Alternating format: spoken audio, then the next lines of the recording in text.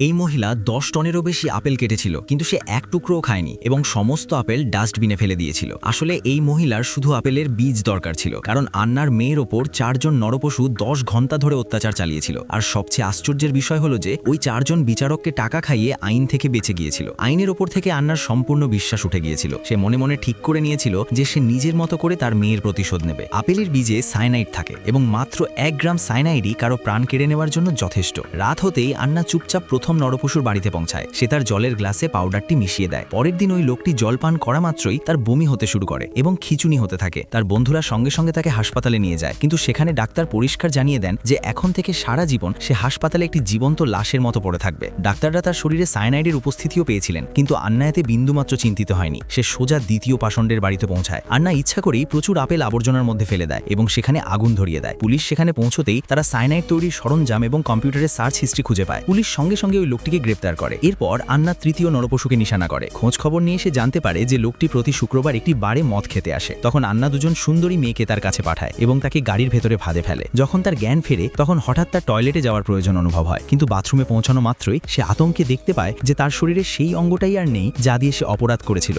ভয়ে তার হৃৎপিণ্ড কাজ করা বন্ধ করে দেয় এবং সে সেখানেই পড়ে গিয়ে মারা যায়।